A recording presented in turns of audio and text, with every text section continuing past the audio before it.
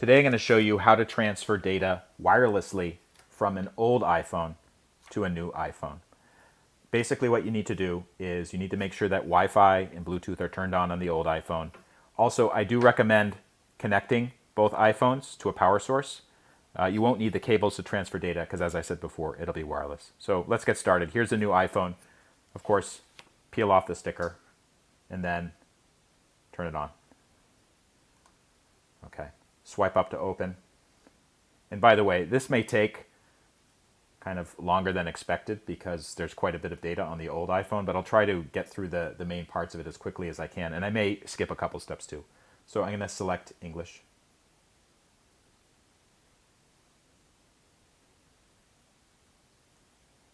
And select the country of origin. Quick start. Bring your current iPhone or iPad near this iPhone to sign in and set up. If your other iPhone or iPod doesn't show options for setting up this iPhone, make sure it's running iOS 11 or later and has Bluetooth turned on. You can also set up this iPhone manually.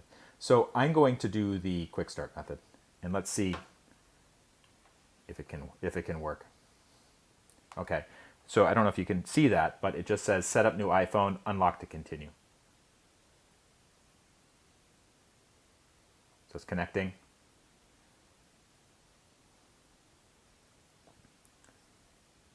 And then hold up your new iPhone up to the camera. All right, so let's see how that works. Oh, this weird dot thing. So it scanned that weird moving thing and says getting things ready. Set up new iPhone, use your Apple ID. So set up for me. Enter passcode of your other phone. So you will need the passcode of your other phone. So by the way, I'm going to change this passcode right after I do this video. And you have to keep them close by because they're using Bluetooth and Wi-Fi. And now it says it may take a few minutes to activate your iPhone. So right now what's going to be happening is a lot of data is going to be transferring between the old iPhone and the new iPhone. So I think I'm going to come back later once we reach the next stage. Okay, so it's been a few minutes in since I started this, and it's asking me about eSIM. And eSIM allows you to conveniently and securely activate cellular service without needing a physical SIM card. eSIM is stored digitally on your phone, which reduces the risk of physical damage, loss, or theft of your SIM. Once your eSIM is set up, your SIM card will be deactivated and can be removed from the SIM tray. So I'm going to transfer from another phone. It's going to transfer the number. Tap that. Confirm transfer on the other phone. So I hit OK. It's asking me to double click to confirm.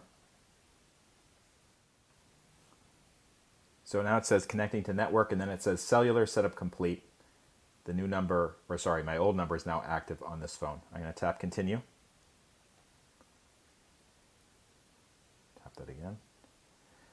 Okay, so it's asking me to set up Face ID. In the interest of speed, I'm going to set that up later by pressing the text at the very bottom of the screen. Transfer data from my iPhone, and so yes, I want to do that. So they have to stay connected and connected to power and close by each other. So I'm going to hit continue. Of course, you have to agree to this legal document. Make this your new iPhone. Here's everything set up as you had it on your other iPhone. So I'm just going to hit continue. I don't want to customize it. iMessage and FaceTime, yes, I want that. Emergency SOS. So I'm just going to hit continue there. So now it's going to download the latest version of the software. So maybe the older version of iOS was on the phone when it was installed at the factory. So I have to download and install. That's going to take a while. So I'm probably going to check out for a little bit. So there was a long break as the new phone had to download the updated version of iOS. That took like about 10 or 15 minutes. Then quite a few prompts related to having the phone kind of turning off by itself, then turning back on, having to reactivate it. If your phone is plugged into a Mac or a Windows machine, I advise against letting it connect to the Mac. You'll be prompted to do so on the Mac. Just use the cable for power, because you do need power, especially if the phone is not charged up that well. So right now it's transferring data. It says about 56 minutes. So I'll check back in about 56 minutes.